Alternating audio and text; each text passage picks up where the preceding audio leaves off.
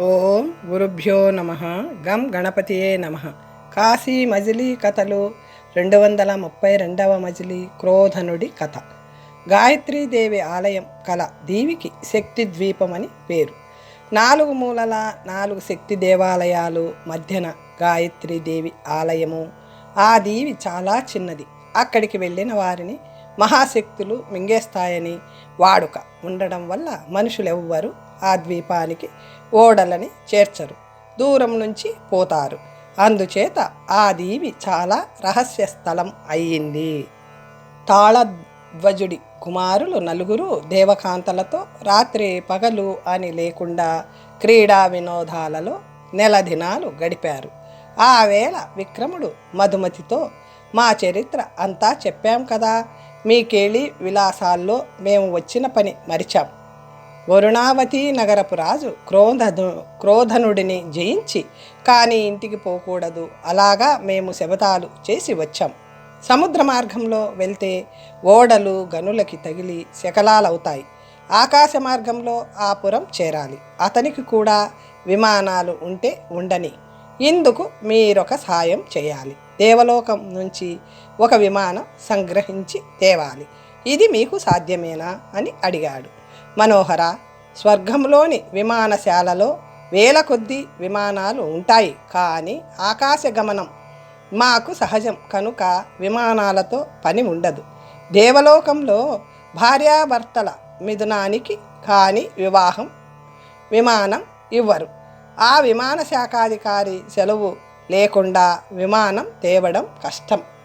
మా వివాహ వృత్తాంతాలు పెద్దలకి చెబుదామా అని ఆలోచిస్తున్నాము. మనుషుల భర్తృత్వాన్ని అంగీకరింపరేమో అని అనుమానంగా ఉంది. గాయత్రీదేవి పూనుకొని చేసింది కనుక వారు కాదనకూడదు. సరే, ఎలాగైనా మీకు ఒక విమానం తెచ్చి ఇవ్వగలం, మమ్మల్ని పంపండి అని అనుమతి కోరింది ఆమె. ఆ రాత్రి సోదరులకు తన ప్రయత్నం చెప్పి వారి భార్యలని కూడా దేవలోకం పంపడానికి ఒప్పించాడు. తెల్లవారుజామున దేవకాంతలు స్వర్గానికి వెళ్ళారు. వాళ్ళ రాక గురించి ఎదురు చూస్తూ క్రోధనుడిని జయించే ఉపాయాలు ఆలోచిస్తూ రాజకుమారులు కాలం గడపసాగారు. వారు చెప్పిన వేళకి రాకపోవడంతో విక్రముడు చాలా విచారిస్తూ, అయ్యో, నేను తెలివి తక్కువ పని చేశాను. మానవ భర్తృత్వాన్ని దేవతలు నిందిస్తారని మధుమతి చెప్పిన దానిలో కొంచెం నిజం ఉంది.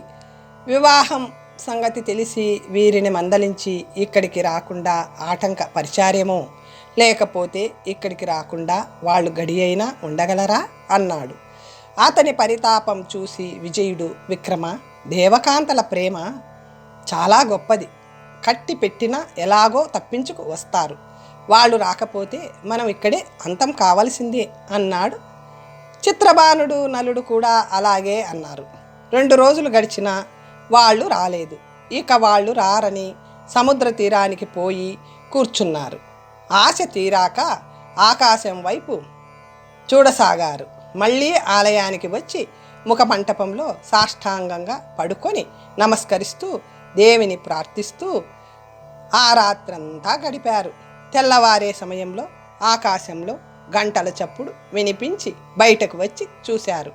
అది విమానమని గ్రహించి చప్పట్లు కొడుతూ ఆనందంతో నాట్యం చేశారు. విమానం ఆలయ ప్రాంగణంలో దిగింది. దానిలో నుంచి దేవకాంతలు వచ్చి వియోగంతో తపిస్తున్న భర్తలను కౌగిలించుకొని ఆనంద బాష్పాలు కార్చారు. విక్రముడు ఇలా అన్నాడు, ఇంత ఆలస్యం చేశారేం? అక్కడ ఏం జరిగింది అని మధుమతిని అడిగాడు. మీరిక్కడ ఆత్రత పడుతుంటారని తెలిసినా రావడం అయింది కాదు. మీ సెలవు పొంది తిన్నగా స్వర్గానికి వెళ్ళాం.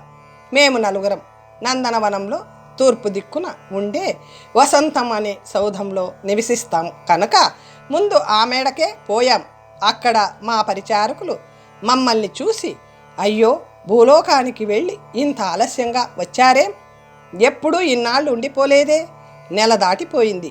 మిమ్మల్ని భూలోకంలో ఎవరైనా నిర్బంధించారేమో అని మొన్ననే మహేంద్రునికి చెప్పాను. మీరు ప్రతి శుక్రవారం భూలోకానికి వెళ్తారని విని కళ్ళు ఎర్రజేసి మా సెలవు లేకుండా భూలోకానికి ఎందుకు వెళ్ళాలి అంటూ కఠినంగా మాట్లాడి ఉండు, ఇప్పుడే తగిన వారిని పంపి రప్పిస్తాను అన్నాడు. అంతలో బృహస్పతి రావడంతో ఆ మాట మర్చిపోయాడు. వారి కోసం ఎంతసేపు ఎదురు చూసినా మరి వారి దర్శనం కాక ఇంటికి వచ్చేశాం. మా మాట చెప్పడానికి 10 సార్లు వెళ్ళినా మహేంద్రులు దొరకక మీకోసం ఎదురు చూస్తున్నాం అన్నారు. అది విని మా గుండెలు జల్లుమన్నాయి. అయ్యో, మీరెందుకు తొందరపడి ఇంద్రుడికి చెప్పారు? భూలోకంలో అమ్మవారు ప్రత్యక్షమై మా అభిష్టాలు తీర్చారు. బృహస్పతి గారి అనుమతి పొందే వెళ్తున్నాం. అయ్యో, మనుష్య భర్తృత్వానికి నిందిస్తారు కాబోలు. ఏం చేయాలి? విమానం ఎలా సంపాదించాలి? వాళ్ళకి ఈ మాట చెప్పాలా మానాలా? చెబితే తప్పు పడతారేమో, చెప్పకుండా పోవడం ఎలా అని మేము తర్జన భర్జనలు పడుతుంటే ఇంద్రుడి పరిచారకుడు వచ్చి మా పరిచారకులను పిలిచి, మహేంద్రుడి సెలవయింది, తక్షణం రండి అన్నాడు. ఈ పిలుపు మా గురించే అయి ఉంటుంది అని ఆలోచించి మా పరిచారకులకు మహేంద్రుడు మా గురించి అడిగితే, వాళ్ళు అప్పుడే వచ్చారు, అందుకే మళ్ళీ మీ దగ్గరికి రాలేదు అని చెప్పండి, ఆ పైన మేము చూసుకుంటాం అని చెప్పి పంపాం. వాళ్ళు దూత వెంట వెళ్ళారు. వాళ్ళను చూసి ఇంద్రుడు ఇలా అన్నాడు, మీరు కన్యకా చతుష్టయం పరిచారకులు కదా, మళ్ళీ వారి మాట జ్ఞాపకం చేశారు కారే, వాళ్ళు ఇంటికి వచ్చారా లేదా అన్నాడు. వాళ్ళు పరిచారకులు, ఈ మరుసటి నాడు వచ్చారు స్వామి, అమ్మవారు ప్రత్యక్షమై వరాలు ఇచ్చారట, అందుకే ఆలస్యం అయిందని చెప్పారు అన్నారు. ఇంద్రుడు, గాయత్రీదేవే ప్రత్యక్షమైందా? ఏం వరాలు ఇచ్చింది అన్నాడు. పరిచారకులు, ఆ వివరాలు మాకు తెలియదు స్వామి అన్నారు. ఇంద్రుడు, వెంటనే వారిని తీసుకురండి, దూతలని ఆజ్ఞాపించాడు. వాళ్ళు తిరిగి వచ్చారు. దూతలు మమ్మల్ని ఇంద్రుడి వద్దకు తీసుకుపోయారు. మేము దేవేంద్రుడికి నమస్కరించాం. ఇంద్రుడు చంద్రకళ ప్రతి శుక్రవారం గాయత్రీదేవిని అర్చించడానికి భూలోకానికి వెళ్తున్నారట, దేనికి అన్నాడు. చంద్రకళ సిగ్గుపడుతూ, బృహస్పతి గారు మమ్మల్ని వెళ్ళి అలా సేవించమన్నారు అన్నది. ఇంద్రుడు, ఎందుకని అన్నాడు. చంద్రకళ ఏమీ మాట్లాడలేదు. ఇంద్రుడు, వారుని నువ్వు చెప్పు అన్నాడు. వారుని, మీకు మంచి అల్లుడు రావాలని అన్నది. ఇంద్రుడు, గాయత్రీదేవి ప్రత్యక్షమైందా, వరాలిచ్చిందా అన్నాడు. వారుని, ఆ వరాలిచ్చింది అన్నది. ఇంద్రుడు, ప్రత్యక్షమైందా, చిన్నగా చెప్పు, ఏం వరాలిచ్చింది అన్నాడు. వారుని, మేం కోరిన వరాలు అన్నది.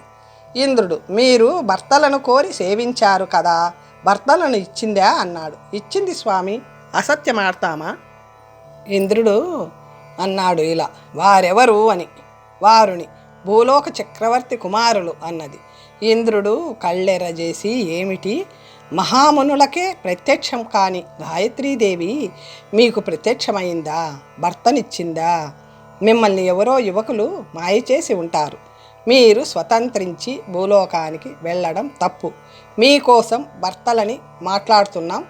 మా సెలవు లేకుండా ఇల్లు వదిలారో దండిస్తాం, పొండి అన్నాడు. నేను గుండెల్లో రాయిపడగా తెల్లబోగా ఏమీ మాట్లాడలేకపోయాను. అంతలో మా పుణ్యం కొద్దీ దైవికంగా బృహస్పతి గారు అక్కడికి వచ్చారు. వారిని కూర్చోబెట్టి, మా తండ్రి గురుత్తమ వీళ్ల సంగతి విన్నారా? వీళ్ళకి గాయత్రీదేవి ప్రత్యక్షమై మంచి భర్తలను ఇచ్చిందట. ఆ వ్రతం వీళ్ళకి మీరే ఉపదేశించారట కదా అన్నాడు. బృహస్పతి అవునంటూ ఆ వ్రతం తానే ఉపదేశించానన్నాడు. గాయత్రీదేవి ప్రత్యక్షంగా కనపడదు కానీ కోరికలు తీర్చక మానదు అని అతనికి చెప్పి, బాలికలారా, ఆనాడు మీరు నన్ను అడిగారు కదా, అమ్మవారిని ఆరాధించారా, ఏం జరిగింది అని మమ్మల్ని అడిగాడు. మేము యథార్థం చెప్పాం. అది విని, మహేంద్ర, మీరన్నది నిజమే, కానీ ఆ రాజకుమారులు మీరు కోరిన గుణాలు కలిగిన వారే అయి ఉంటారు. వీరి భర్తలు గాయత్రీదేవి ప్రసాదించిన వారే అన్నాడు బృహస్పతి యుక్తిగా. అప్పటికి దేవేంద్రుడి మనస్సు మెత్తబడింది. మరి మేము వీరికి పెళ్లి చేయాలనుకుంటున్నాం, ఏమంటారు అని అడిగాడు. అందుకు బృహస్పతి, అలా చేస్తే గాయత్రీదేవికి కోపం రాదు ఆమె ప్రసాదించిన భర్తలే ఉత్తములు అన్నాడు. వారు మీకు ఇష్టమేనా అని ఇంద్రుడు మాకు దగ్గరగా వచ్చి కనుక్కున్నాడు. నేను సమయానికి తగినట్లు మాట్లాడి అతన్ని సంతోషపెట్టి మీ విజయాల గురించి చెప్పి మాకు వారితో విహరించడానికి ఒక విమానం కావాలి అని కోరాను. ఆయన అంగీకరించి విమాన శాఖాధికారి పేరిట ఒక చీటీ రాసి ఇచ్చాడు. మేము విమానం తీసుకొని చెప్పవలసిన వారికి చెప్పి తిరిగి వచ్చాం. అందుకే ఆలస్యం అయింది. గాయత్రీదేవి కరుణ వల్ల మా తండ్రి కూడా అనుమతించాడు. మనం ఈ విమానం ఎక్కి 3 లోకాలు సంచరించవచ్చు అని చెప్పింది మధుమతి. విక్రముడు ఎంతో సంతోషించి గాయత్రీదేవి మహత్యం ఎంతటిదో తెలిసిందా అని సోదరుల్ని హెచ్చరించి అందరితోనూ ఆ మహాదేవికి మ్రొక్కి అప్పుడే ఆ విమానం ఎక్కాడు. మధుమతి ఈ విమానం కోరుకున్న చోటికి తీసుకువెళ్ళగలదు కదా, దీనినిప్పుడు వరుణావతి నగరానికి పోవాలని స్మరించు. రాత్రివేళ అక్కడ మమ్మల్ని దింపి మీరు స్వర్గానికి వెళ్ళండి. మేము స్మరించినప్పుడు తిరిగి రండి. మనమందరం విమానంలో మా నగరం వెళ్దాం అన్నాడు విక్రముడు. మధుమతి అంగీకరించి వాళ్ళు కోరినట్లే ఆ నగరం మధ్య దింపి విమానంతో స్వర్గానికి వెళ్ళిపోయింది. క్రోధనుడికి రాజులంటే నిరసన, యతులంటే భక్తి. ఇది ఆ రాజకుమారులకి తెలుసు కనుక యతివేషాలు వేసుకొని సూర్యోదయం కాగానే సన్యాసులు ఉండే శంకరమఠానికి వెళ్ళారు.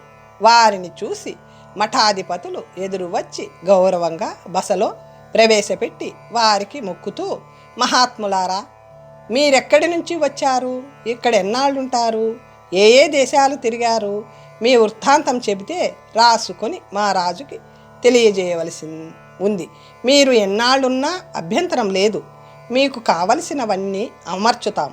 ఇది రాజశాసనం అని విన్నవించారు. విక్రముడు నవ్వుతూ, మీ అధిపతి యతి ప్రియుడని, విద్యాబల సంపన్నుడని విని అతన్ని చూడాలని వచ్చాం. ఇక్కడి వారికి యతి ధర్మాలు తెలిసినట్లు లేదు.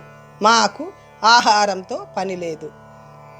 నారాయణ స్మరణ, అద్వైత చింతనం తప్ప ఇతర విషయాలు మా చెవికి ఎక్కవు. యతులకు ఒక చోట నివాసము, ఒక పేరు ఉంటాయా? అన్ని పేర్లు అతనివే. దేశాలు తిరుగుతూ ఉంటాడు. అంతా బ్రహ్మమయం. మేము భిక్షాటనం చేసి భుజిస్తాం. మీరేమీ ఇవ్వక్కర్లేదు. కావాలంటే మేమే మీకిస్తాం అన్నాడు. వాళ్ళు అతని వైరాగ్యానికి ఆశ్చర్యపోయి మహానుభావులని తలచి ఇంకే ప్రశ్నలు వెయ్యక భయభక్తులతో వారి వెంట తిరగసాగారు. వాళ్ళు నలుగురు పొద్దుటే లేచి స్నానాలు చేసి కాషాయ వస్త్రాలు కట్టుకొని తత్వాలు పాడుతూ భిక్షాటనం చేసేవారిలా వీధులు తిరుగుతూ యంత్ర విశేషాలు పరిశీలించసాగారు. గుప్పెడి బియ్యం తప్ప ఏమీ తీసుకోరు. ఇష్టమైన ఇంటి ముందే తప్ప నిలబడరు. ఇలాంటి మహాత్ములని ఎన్నడూ చూడలేదని పురజనులు చెప్పుకోసాగారు. ఆ నగరం అంతా యంత్రాలమయం. వీధికి 10 యంత్రాలు. మరతిప్పేసరికి తలుపులు పడిపోతాయి. ఇక ఆ వీధి నుంచి అవతలికి పోవడం అసాధ్యం. కోటకి అనేక దుర్గాలు, వాటికి యంత్రాలు ఉన్నాయి. ఎంత బలవంతులైన ఆ యంత్రాలని తప్పించుకొని కోటలో ప్రవేశించలేరు. రాజకుమారులు నలుగురు నిత్యం వీధుల్లో తిరుగుతూ 10 రోజుల్లో ఆ రహస్యాలన్నీ తెలుసుకున్నారు. ఆ నగరం విశ్వకర్మ నిర్మించాడేమో అని అనుకున్నారు. వారి ప్రఖ్యాతి క్రమంగా వ్యాపించి దుర్గాలని, అంతఃపురాలని, కోటని దాటి రాజుగారి చెవిలో పడింది. అతను మఠాధిపతులను పిలిపించి వారి గురించి అడగ్గా, మహారాజా, మన మఠానికి ఇంత విరాగులైన సన్యాసులు ఎవ్వరూ రాలేదు. బంగారాన్ని మట్టిని సమంగా తలిచే వీరిలాంటి వారెవ్వరూ ఉండరు. ఎవరైనా పళ్ళు అవి ఇస్తే అక్కడే పంచి పెట్టేస్తారు. భోజనం చేసిన జాడే ఉండదు. భిక్షాటనంలో కూడా పాలు మాత్రమే తీసుకుంటారు అంటూ విశేషంగా చెప్పారు. తనకి వారిని చూసి భిక్షావందనం చెయ్యాలని ఉందని రాజు తన అభిలాషని తెలియపరచడంతో, వారు ఇంతకంటే పుణ్యకార్యం ఉండదు. మీరు వారిని తప్పక పూజించవలసిందే. మీ సద్గుణాలు విని వారెంతో సంతోషించారు. కోటలోని విశేషాలు చూడాలని ఒక్కసారి వారు అన్నారు. వాళ్ళు ఎక్కువ కాలం ఇక్కడ ఉండేటట్లు లేరు, అంచేత రేపే వారికి భిక్షావందనం చెప్పండి అన్నారు రాజు. మరునాడు ఉదయం క్రోధనుడు స్నానం చేసి పట్టుబట్టలు కట్టుకొని పరివారంతో మఠానికి వెళ్ళి బాల సన్యాసుల తేజస్సుకి ఆశ్చర్యపోతూ వారికి సాష్టాంగ నమస్కారం చేశాడు. వారిని కీర్తించి, మీలాంటి మహాత్ముల పాదధూళి సోకితే మాలాంటి పామరుల గృహాలు పావనం అవుతాయి. నేడు మీరు మా ఇంటికి భిక్షావందనానికి దయచేయాలి. భద్రగజం తీసుకువచ్చాం, అధిష్ఠించండి అన్నాడు. ఆ కపట యతులు, మహారాజా, నీ దాన శూరత్వం విని నిన్ను చూడటానికే ఇక్కడికి వచ్చాం. మీ సౌశీల్యం మేము విన్నదానికంటే ఎక్కువగా ఉంది. సన్యాసులమైన మాకు భోగాలతో పని లేదు, వాహనాలు అక్కర్లేదు. మార్గం చూపే పరిజనుడిని ఒక్కడిని ఉంచితే చాలు, పాదచారులమై వస్తాం. నువ్వు ఇంటికి వెళ్ళు, మాకు ఏదైనా కోరిక ఉంటే అక్కడే కోరుతాం అన్నారు. రాజు ఇంటికి పోయి యతులు తినే పదార్థాలను తెప్పించి చక్కగా వండమని భార్యకి చెప్పి వారి రాక కోసం ఎదురు చూడసాగాడు. కపట యతులు లోపల కవచాలు ధరించి, ఆయుధాలు దాచి, పైన కాషాయ వస్త్రాలు కప్పుకొని రాజభటులతో ఊరేగుతూ మధ్య మధ్య యంత్ర విశేషాలు చూస్తూ వాటి గురించి తెలుసుకుంటూ మహావైభవంగా సింహద్వారం వద్ద వచ్చారు. క్రోధనుడు వారిని సత్కరించి ఎంతో భక్తిగా వారి పాదాలు కడిగి ఆ నీరు నెత్తిన చల్లుకొని భార్య మీద చల్లి వారిని బంగారు పీటలపై కూర్చోబెట్టి అర్చించి భిక్షకు సంకల్పించాడు. అప్పుడు రాజా, మేము నలుగురం అని శంకించకు. మాలో ఒక్కరితో యుద్ధం చేసి గెలిచావో నిన్ను మంచి వీరుడిగా కీర్తిస్తాం. కత్తులు, గదలు, బాణాలు, పిడికిళ్ళు వేటితో యుద్ధం చేస్తావో నీ ఇష్టం. నీ యంత్రబలాన్ని మా తంత్రబలం మింగేసింది అంటూ కాషాయ బట్టలు తీసివేసి వీరవేషాలతో నిలుచున్నారు రాజకుమారులు. అప్పుడు రాజు నవ్వుతూ, మీరు వంచనతో సన్యాసి వేషంలో ఈ పురం వచ్చారు. యుద్ధంలో మీ శౌర్య ధైర్యాలు ఇదే చెబుతుంది. మీ ప్రతాపపు మాటలను మెచ్చుకుంటున్నాను. మీరెవరు? మీ వృత్తాంతమేమిటి? నా చరిత్ర మీకు ఎవరు చెప్పలేదా? సరే, కొద్దిసేపట్లోనే యుద్ధంలో మీ కొవ్వు అణుస్తాను. మీరు యుద్ధభిక్ష అడిగారు, సంతోషం. ఒక్కరే కాదు, నలుగురు ఏకమైన నన్ను గెలవలేరు అన్నాడు రాజు. అందుకు వారు మందహాసం చిందిస్తూ, రాజా, మేము తాళధ్వజుడి కుమారులం. యంత్రబలం కల నిన్ను తంత్రబలంతో పట్టుకోవడం తప్పు కాదు. అన్నం పెట్టబోయిన నీ మీద కత్తి దూయడం క్షత్రియ ధర్మమే తప్ప దోషం కాదు. జయించబడ్డాను అను వదిలేస్తాం అన్నారు. మీ భుజబలం ఏమో కానీ మాటలు మహా గొప్పగా ఉన్నాయి. మిమ్మల్ని ఓడించి సమాధానం చెబుతాను అంటూ కత్తి, గద మొదలైన ఆయుధాలను అక్కడికే తెప్పించుకొని వారి మీదకు ఉరికాడు రాజు. అతనితో విక్రముడు ఒక్కడే కలియబడగా మిగిలిన వారు వారి యుద్ధ నైపుణ్యాన్ని చూడసాగారు. ఆ యతులను చూడటానికి, అర్చించడానికి స్నానం చేసి పట్టుబట్టలు కట్టుకుని వచ్చిన అంతఃపుర కాంతలు దగ్గరలో పంచి చూస్తున్నారు. వడ్డించే సమయానికి యుద్ధం మొదలైంది. బంధువులు ఇవాళే సముద్ర విహారానికి వెళ్ళారు. శత్రువులు బలవంతులు కాకపోతే ఇంత వ్యూహ్యం పన్ని రాగలరా? మా యంత్ర బలం ఇప్పుడేం పనికొస్తుంది? అంతఃపురమే యుద్ధరంగం అయితే ఏం చేస్తాం అని పరితపిస్తూ పెరటిదారిన దండనాథుడికి, వీరులకి వార్త పంపినారు. మిట్ట మధ్యాహ్నం అయింది. అర్చన సమయం అయిందని మంగళనాదాలు మోగసాగాయి. యుద్ధం జరుగుతుందని ఎవ్వరికీ తెలియదు. మంత్రులు ఆ వార్త విని ఆశ్చర్యపడుతూ వేగంగా కోటలో ప్రవేశించారు. కానీ ముగ్గురు రాజకుమారులు ఆయుధాలు పట్టి సముద్ర తరంగాల్లా వస్తున్న వారిని లోపలికి రానివ్వక బయటకు తోలసాగారు. అంతఃపుర స్త్రీలు తలుపులు మూసుకొని కిటికీలలో నుంచి చూడసాగారు.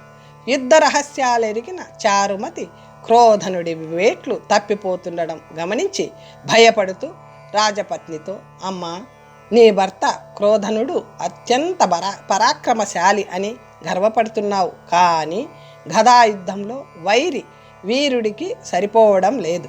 ఇంకా 2 గడియలలో పడిపోతాడు. గద తిప్పడంలో అతనికున్న నైపుణ్యం ఇతనికి లేదు. వేగంగా కబురు పంపు. ఆ వీరులు వస్తే వీరితో పోరాడగలరు, లేకపోతే ఘడియలో ఇతను పడిపోతాడు అంది. అందుకు రాజపత్ని, మీ తండ్రి గారి పరాక్రమం తక్కువది కాదు. ఇలాంటి వారినెందరినో పీచం అడిచారు. అయినా ఆ వీరులకు కబురు పంపాను అంది. క్రోధనుడి బలం క్రమంగా తగ్గిపోయి విక్రముడి వేట్లు కాచుకోలేక దెబ్బలు తిని అలసటతో పక్కకి తప్పుకొని, వేయకు, ఆగు, నువ్వు చాలా ప్రజ్ఞావంతుడివి, నన్ను అలుపు తీర్చుకొని అన్నాడు. విక్రముడు ఆగి నవ్వుతూ, రాజా, ఆయాసం తీర్చుకొని రా. పాపం చాలా దెబ్బలు తిన్నావు. ఇంతేనా నీ శౌర్యం? నీ మాటలు విని ఏమో అనుకున్నాను. నీకు గదా యుద్ధంలో అట్టే నైపుణ్యం ఉన్నట్లు లేదు. పోని ముష్టి యుద్ధం చేద్దామా, లేకపోతే బాణాలతో చేద్దామా? నీకేది ఇష్టమో చెప్పు. అన్నింటిలోనూ నీ ప్రజ్ఞ ఇంతే అయితే ఓడిపోయాను అని చెప్పి నా కాలి కింద దూరిపో అన్నాడు. ఆ మాటలతో క్రోధనుడు బలం తగ్గిపోయిన రోషంతో అతని మీదకు ఉరికి ముష్టి యుద్ధం ప్రారంభించాడు. విక్రముడు కొంచెం సేపు అతనితో విలాసంగా పోరాడి అతనిని అవలీలగా పట్టుకుని నేల మీద పడవేసి కదలకుండా మోకాళ్లతో నొక్కి పట్టాడు. అప్పుడు ఆ మహారాజు, చచ్చాను చచ్చాను, నీ బలానికి మెచ్చాను, నీకు జయపత్రిక ఇచ్చేస్తాను, నన్ను వదిలేయి అని అరుస్తూ గిలగిలా కొట్టుకున్నాడు. రాజపత్ని అది చూసి భయపడుతూ వచ్చి, మహాత్ములారా, మీరు లోకైక వీరులు, దేవతలతో సమానులు కాకపోతే ఇక్కడికి రానే లేరు. మీకు యుద్ధ ధర్మాలు చెప్పదగిన దానిని కాను, కానీ భోజనశాలని యుద్ధరంగం చేయడం న్యాయం కాదు. మీరు నా భర్తని జయించారు, నాకు పతిభిక్ష పెట్టండి అని వేడుకుంది. అమ్మ, మేము నీ పతిని అక్రమంగా జయించామని అనొద్దు, కొంత గడువిస్తాం. సేనలని వీరులని సమకూర్చుకొని యుద్ధం చేయమను. అప్పుడు గెలిస్తేనే మాకు నీ భర్త చేత జయపత్రికలు ఇప్పించు. అంతవరకు మేము ఇక్కడే ఒకచోట ఉంటాం అని క్రోధనుడిని వదిలిపెట్టారు. అప్పుడు అతను సిగ్గుపడుతూ లోపలికి పోయాడు. రాజపుత్రులు ద్వారం వద్దనున్న మంత్రులని సామంతులని లోపలికి పొమ్మని, అమ్మ, మేము మఠానికి పోతున్నాం, రణపత్రికో జయపత్రికో 3 దినములలోగా పంపాలి, అంతవరకే గడువు అని హెచ్చరించి వెళ్ళిపోయారు. 233వ మజిలీ. అయ్యో, భూలోకంలోని చక్రవర్తులందరూ నా పేరు వింటే గడగడలాడుతూ ఉంటారే, నా పాలిటికి ఈ వీరులు ఎక్కడి నుంచి దాపురించారు? ఇప్పుడు నేనే వీరికి జయపత్రికలిస్తే నలుగురిలోనూ తలెత్తుకుని తిరగడం ఎలా? పుట్టాక ఎప్పుడూ ఇలాంటి పరాభవం పొందలేదు. మన ఇంటికి వచ్చిన చుట్టాలు లోకైక వీరులని చారుమతి చెప్పింది కదా, వారి బలం చూసుకొని యుద్ధానికి రమ్మనేదా? జయపత్రికలిచ్చి పంపమంటావా? ఏం చేసేది అని క్రోధనుడు భార్యని అడిగాడు. ఆమె, నాథ, వారు సామాన్యులు కారు, మీరు వారితో యుద్ధం చేయలేరు. ఈ రాత్రికి మన చుట్టాలు వస్తారు కదా, వారిని సంప్రదించి వార్త పంపవచ్చు, ఇంతలో తొందరేముంది అంది ఆమె. చారుమతి వైపు చూసి, నువ్వు తెలివైన దానివి, క్రోధనుడు ఓడిపోతాడని ముందే చెప్పావు, నువ్వేమంటావు అని అడిగింది. అమ్మ, నా భర్త సోదరులు ఉత్తర దిక్కు అంతటిని జయించిన మహావీరులు, వారు వీరిని గెలవగలరు. వారు వచ్చాక వారితో ఆలోచించి శత్రువులకు వార్త పంపవచ్చు, అదే మంచిది అంది చారుమతి. ఆ సాయంత్రానికి బంధువులు వచ్చారు. అప్పటికే జరిగింది విని వారు, మామ, మా సామర్థ్యం తెలిస్తే నువ్వు ఇలా చింతించవు. నిన్ను అవమానించిన వీరుని ఘడియలో పరాజితులను చేస్తామని ప్రతిజ్ఞ చేస్తున్నాం. సమయానికి మేము లేకపోబట్టి మీకు ఇలాంటి అవమానం జరిగింది. జరిగిన దానికి విచారించకు, రణబేరి మోగించు. నీ అవమానం మా అవమానం కాదా అని తొందర పెట్టారు. అప్పుడు క్రోధనుడు, మీ సామర్థ్యం అంతటిదే కావచ్చు, శత్రువుల బలం కూడా కొంత తెలుసుకోవలసి ఉంది. నేను ఇలాగే నాకు సాటి ఎవరూ లేరని గర్వపడేవాడిని, యుద్ధమంటే పండగలా సంతోషించేవాడిని. కానీ ఇప్పుడు ఆ మాట వింటే గుండె దడదడలాడుతుంది అన్నాడు. వారు మీసాలు దువ్వుతూ ప్రగల్భ వచనాలు పలికారు.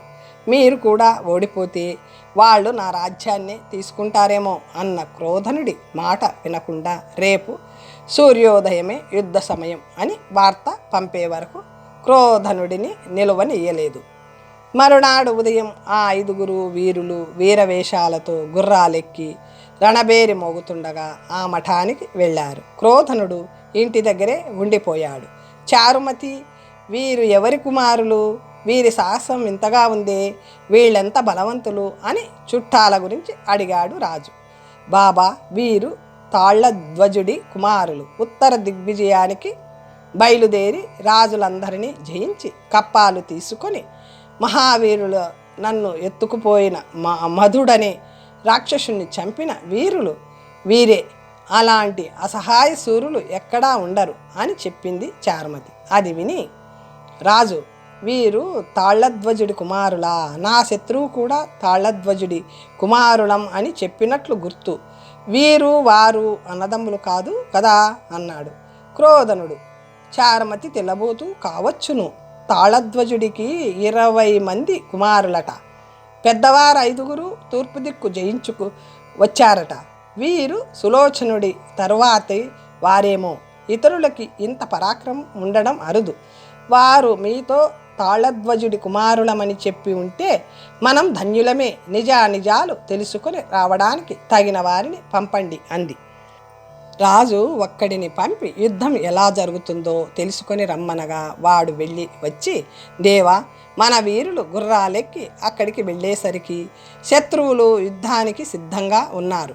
మన వాళ్ళ గుర్రాల ముఖాల మీద ఉన్న చిహ్నాలు చూసి వాళ్ళల్లో వాళ్ళు ఏదో మాట్లాడుకుని ఆయుధాలు వదిలి వచ్చి మన వారికి నమస్కరించారు. మన వీరులు వారిని చూసి, ఇదేం చోద్యం, మన తమ్ముళ్ళు ఇక్కడికి వచ్చారే అంటూ గుర్రాలు దిగి వారిని కౌగిలించుకొని విజయ, విక్రమ అంటూ పేర్లు పెట్టి పలకరిస్తుంటే వాళ్ళు కూడా ఆనంద బాష్పాలు కురిపించారు. అప్పుడు విక్రముడు అనే అవతలి వీరుడు, అన్నలారా, మీరు ఉత్తర దిశకి వెళ్ళారు కదా, ఇక్కడికి ఎలా వచ్చారు?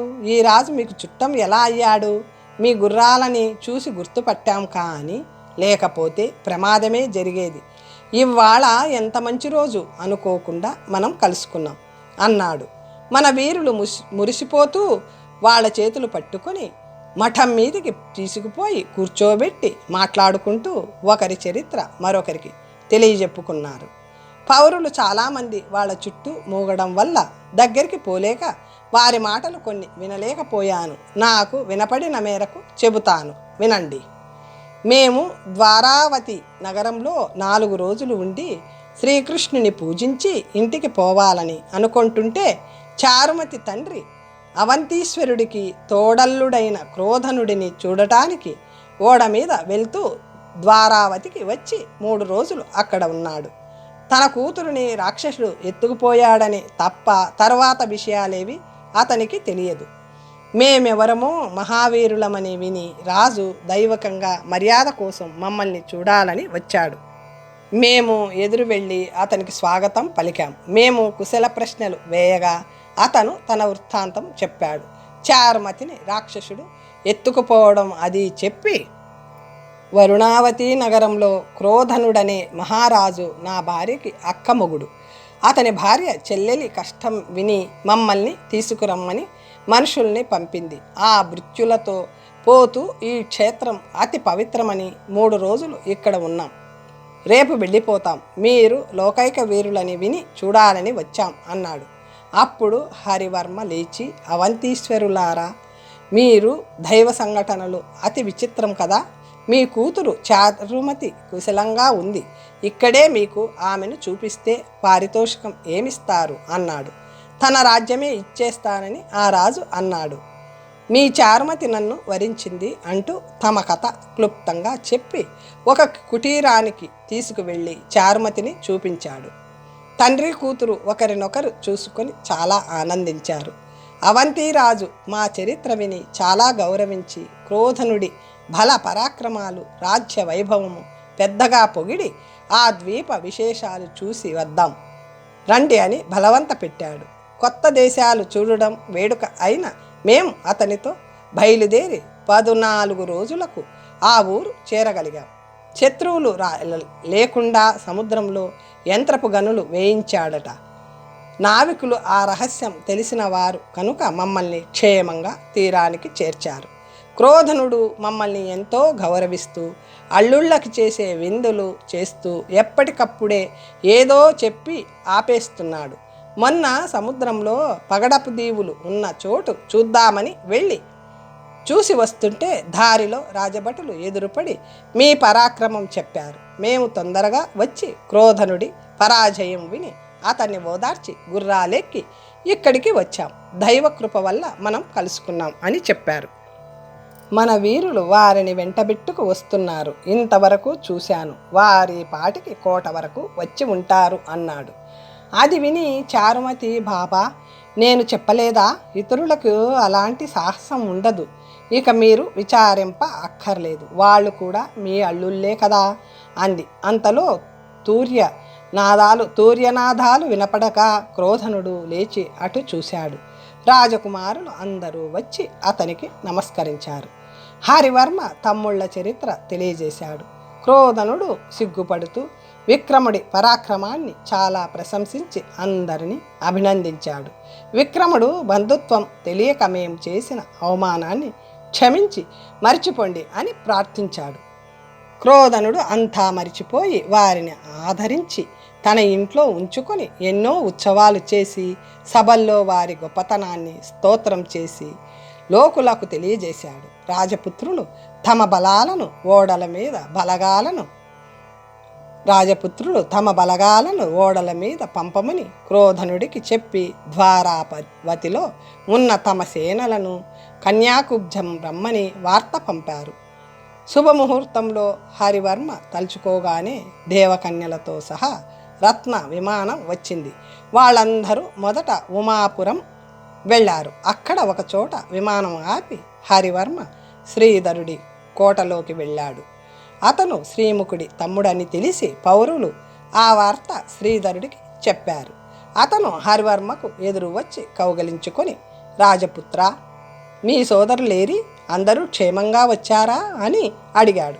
అంతా క్షేమంగానే వచ్చాం. మా అన్న శ్రీముఖుడు కుశలమేనా అని అడిగిన రాజకుమారుడితో, రాజపుత్ర, మీరు సముద్రంలో ఓడలు మునిగి చనిపోయారని మాకు వార్త వచ్చింది. మీరెలా బతికి వచ్చారో తెలపవలసింది అన్నాడు రాజు.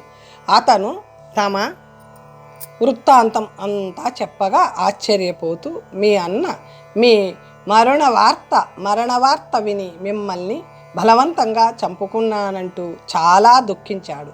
ఒక్కడిని ఇంటికి ఎలా పోతాను, తమ్ముళ్ళేరి అని అడిగే తల్లికి ఏం జవాబు చెప్తాను అంటూ గుండెలు బాదుకున్నాడు. కొన్ని రోజులు సముద్రం మీద తిరిగినా మీ జాడ తెలియలేదు. ఎవ్వరు ఎంత చెప్పినా వినకుండా ఇంటికి ప్రయాణం అయ్యేసరికి నేను అతని భార్యని కూడా వెంట పంపించాను. వారిని ఇంట్లో దింపి మా పరిజనులు వచ్చారు అన్నాడు రాజు. అయ్యో, మా సోదరుడి దుఃఖం తలుచుకుంటుంటే నా గుండె పగిలిపోతుంది. ఆ దుర్వార్త విని మా తల్లి ఎంత శోకిస్తుందో. మేం వేగంగా పోయి వారి విచారం పోగొట్టాలి, సెలవివ్వండి అని అక్కడి నుంచి కదిలి మళ్ళీ విమానం ఎక్కి వారికి ఆ వృత్తాంతం చెప్పి కన్యాకుబ్జం పోనిమ్మన్నాడు. విక్రముడు సోదరులు వెళ్ళేసరికి వారి తల్లి ఎక్కువ మంది పిల్లలుండడం కూడా విచారహేతువే కాబోలు అంటూ ఎన్నో విధాల దుఃఖిస్తుంది. అప్పుడు వారు ఆమె ముందుకు వచ్చి, అమ్మ, సముద్రంలో పడిన దైవ సంకల్పం వల్ల బతికాం. చూడు, వీరు మా భార్యలు దేవకన్యలు, వీడు విద్యాసాగరుడి కొడుకు, నీ మనవడిని చూసుకో అంటూ తమ వృత్తాంతమంతా పూసగుచ్చినట్లు చెప్పి ఆమెకు అపరిమితమైన సంతోషం కలిగించారు. సౌభాగ్య సుందరి కొడుకులని కోడళ్ళని తన దగ్గరే ఉంచుకొని వారి చరిత్రలు పదే పదే వింటూ చిన్నవాళ్ళు కూడా తిరిగి ఇంటికి వచ్చేస్తే ఇక నాకు ఏ విచారం ఉండదు అంది. తర్వాత కథ వచ్చే భాగంలో తెలుసుకుందాం. ఓం స్వస్తి.